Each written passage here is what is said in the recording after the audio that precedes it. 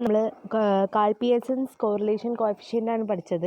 അത് 3 മെത്തേഡിൽ ചെയ്യാൻ പഠിച്ചു. ഡയറക്റ്റ് മെത്തേഡ്, ആക്ച്വൽ മീൻ മെത്തേഡ്, അസ്യൂംഡ് മീൻ മെത്തേഡ്. ഞാൻ പറഞ്ഞു അതിൽ അസ്യൂംഡ് മീൻ മെത്തേഡാണ് ഇമ്പോർട്ടൻറ്റ്. അതിൽ നിന്നാണ് പ്രോബ്ലംസ് ചോദിക്കാം. ഇനി അതിൽ തന്നെ വരുന്ന ഒരു ഹെഡാണ് പ്രോബബിൾ എറർ. പ്രോബബിൾ എറർ എന്ന് പറഞ്ഞു കഴിഞ്ഞാൽ it is the error occurring due to taking samples from the mean of population. അതായത് നമ്മൾ ഒരു വലിയ പോപ്പുലേഷൻ ഉണ്ട് നമ്മുടെ കയ്യിൽ നിന്ന്. ആ പോപ്പുലേഷനിൽ നിന്ന് നമ്മൾ സാമ്പിൾസ് എടുക്കുമ്പോൾ, ഇപ്പോൾ 2 വേരിയബിൾസ് ഉള്ള ഒരു പോപ്പുലേഷനാണ്. ഫോർ എക്സാമ്പിൾ പ്രൈസും ഡിമാൻഡുമാണ്. ആ പോപ്പുലേഷനിൽ നമ്മൾ പ്രൈസിൻ്റെയും ഡിമാൻഡിൻ്റെയും റിലേഷൻഷിപ്പ് സ്റ്റഡി ചെയ്യാൻ വേണ്ടിയിട്ട് ഏതെങ്കിലും ഒരു 10 സാമ്പിൾസ് സെലക്ട് ചെയ്തു. ആ 10 സാമ്പിൾസ് സെലക്ട് ചെയ്ത് നമ്മൾ സ്റ്റഡി നടത്തിയപ്പോൾ നമുക്കൊരു കോറിലേഷൻ കോഎഫിഷ്യൻ്റ് കിട്ടി. അതായിരിക്കില്ല വേറെ 10 സാമ്പിൾസ് എടുത്ത് ടെസ്റ്റ് ചെയ്യുമ്പോൾ കിട്ടുന്ന correlation coefficient. So the value of correlation coefficient will be differ from taking different samples from the same population. ഒരേ പോപ്പുലേഷനിൽ ഡിഫറെൻറ്റ് സാമ്പിൾസ് എടുക്കുകയാണെന്നുണ്ടെങ്കിൽ കോറിലേഷൻ കോഎഫിഷ്യൻറ്റിലും ആ ഡിഫറൻസ് ഉണ്ടാവാം. അതിനെയാണ് നമ്മൾ പ്രോബബിൾ എറർ എന്ന് പറയുന്നത്. സോ നമുക്ക് ഈ പ്രോബബിൾ എറർ എന്ന് പറയുന്നത് ഒരു വാല്യൂ ആണ്, നമ്മൾ കാൽക്കുലേറ്റ് ചെയ്ത് കണ്ടുപിടിക്കുന്ന ഒരു വാല്യൂ ആണ്.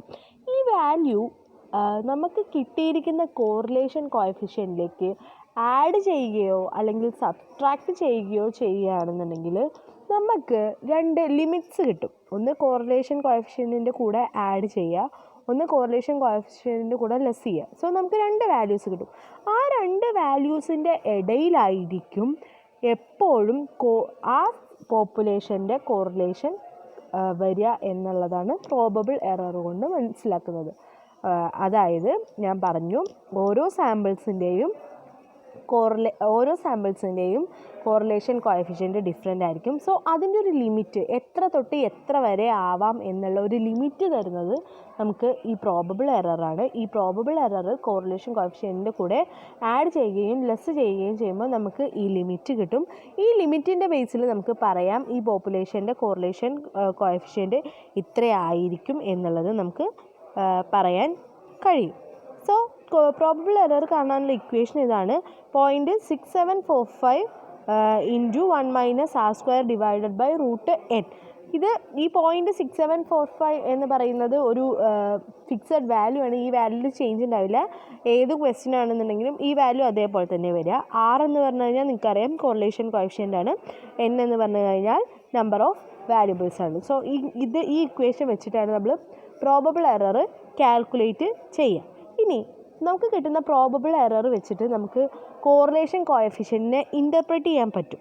അതെങ്ങനെയാണെന്ന് വെച്ച് കഴിഞ്ഞാൽ, if R is less than probable error, if correlation coefficient is less than probable. നമുക്ക് ക്വസ്റ്റ്യനിൽ കോറിലേഷൻ കോഎഫിഷ്യൻറ്റ് തന്നിട്ടുണ്ടാവും. നമ്മൾ അത് വെച്ച് പ്രോബബിൾ എറർ കണ്ടുപിടിച്ചു. ആ കിട്ടിയിരിക്കുന്ന പ്രോബബിൾ എറർ കോറിലേഷൻ്റെ വാല്യൂവിനേക്കാൾ ഗ്രേറ്റർ ദാൻ ആണ് എന്നുണ്ടെങ്കിൽ അതിനർത്ഥം അവിടെ കോറിലേഷൻ ഇല്ല എന്നാണ്. നോ കോറിലേഷൻ ബിറ്റ്വീൻ വാരിയബിൾസ് എന്നാണ് അർത്ഥം. ഇനി നമുക്ക് കിട്ടുന്ന കോറിലേഷൻ കോഎഫിഷ്യൻറ്റിൻ്റെ value greater than probable error ആണെന്നുണ്ടെങ്കിൽ അവിടെ കോറിലേഷൻ ഉണ്ട് എന്നാണ് അർത്ഥം. ഇനി നമുക്ക് കിട്ടിയിരിക്കുന്ന കോറിലേഷൻ കോഎഫിഷ്യൻറ്റ് പ്രോബബിൾ എററിൻ്റെ 6 ടൈംസ് ഗ്രേറ്റർ ദാൻ ആണെന്നുണ്ടെങ്കിൽ, 6 ടൈംസ്, അതായത് പ്രോബബിൾ എറർ ഇൻറ്റു 6 കോറിലേഷൻ കോഎഫിഷ്യൻറ്റിനേക്കാളും വലുതാണെന്നുണ്ടെങ്കിൽ ദർ ഈസ് സിഗ്നിഫിക്കൻറ്റ് കോറിലേഷൻ എന്നാണ് അർത്ഥം. സോ ഇത് 3 ഇൻ്റർപ്രിട്ടേഷൻ. സോ നമ്മൾ ഏത് ക്വസ്റ്റ്യൻ കിട്ടിയാലും പ്രോബബിൾ എറർ മാത്രം ചെയ്താൽ പോരാ, അതിന് ഇൻ്റർപ്രിട്ടേഷനും കണ്ടുപിടിക്കണം. അതായത് probable error less than correlation coefficient ആണെന്നുണ്ടെങ്കിലാണ് അവിടെ കോറിലേഷൻ ഉള്ളത്. അത് 6 ടൈംസ് ആണെന്നുണ്ടെങ്കിൽ സിഗ്നിഫിക്കൻറ്റ് കോറിലേഷൻ ആയിരിക്കും ഉണ്ടാവുക. സോ അത്രയേ ഉള്ളൂ പ്രോബബിൾ എറർ. നമുക്കൊരു ക്വസ്റ്റ്യൻ നോക്കാം. Coefficient of correlation between advertising expenditure and sales for 9 items was observed as 0.72. Find out probable error and correlation coefficient, probable error of correlation coefficient and comment on the significance of R. So ഇതാണ് question. നമുക്ക് തന്നിട്ടുണ്ട് ഒരു അഡ്വർടൈസ്മെൻറ്റും സെയിൽസും തമ്മിലുള്ള 9 ഐറ്റത്തിൻ്റെ correlation coefficient 0.72 ആണ്. അങ്ങനെയാണെങ്കിൽ probable error എത്രയാണ്? So നമ്മൾക്ക് അറിയാം equation 0.6745 × 1 - r² divide by √n ആണ്. ഇതിൽ നമ്മൾ r എന്ന് പറഞ്ഞു കഴിഞ്ഞാൽ 0.72 ആണ്, n പറഞ്ഞാൽ √9 ആണ്. സോ നമ്മൾ ഇക്വേഷനിൽ സബ്സ്റ്റിറ്റ്യൂട്ട് ചെയ്തു.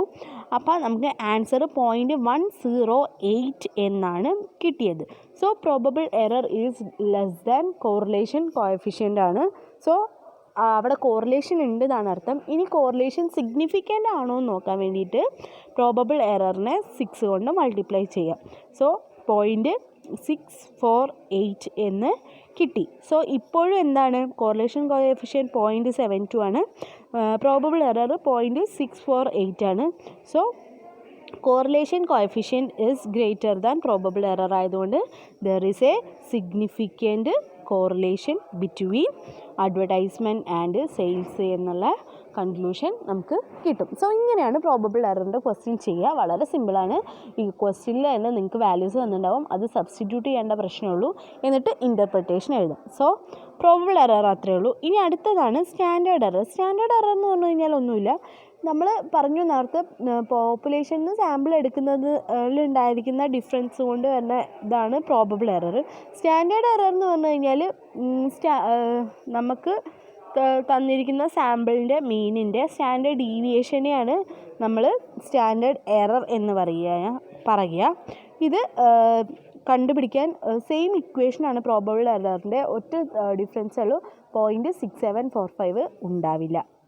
Just 1 - r² divide by √n എന്ന് മാത്രമേ ഉണ്ടാവുള്ളൂ. സോ ഇത് 2 ടേംസാണ് നമുക്ക് കാൽപിയേഴ്സൺസ് കോറിലേഷൻ കോഎഫിഷ്യൻറ്റിൻ്റെ കൂടെ തന്നെ വരുന്ന പ്രോബബിൾ എററും സ്റ്റാൻഡേർഡ് എററും. സോ ഇത് സാധാരണ ചെറിയ ക്വസ്റ്റ്യൻസിലൊക്കെ എന്താ പറയുക 2 മാർക്കിൻ്റെ ക്വസ്റ്റ്യനൊക്കെ ആയിട്ട് സോൾവ് ചെയ്യാൻ വേണ്ടിയിട്ട് ചോദിക്കാറുണ്ട്, പ്രോബബിൾ എററും സ്റ്റാൻഡേർഡ് എററും കാണാൻ വേണ്ടിയിട്ട്. സോ ഇത് മനസ്സിലാക്കുക. ഇനി ഇതിൻ്റെ പ്രോബ്ലംസ് ഞാൻ തരാം.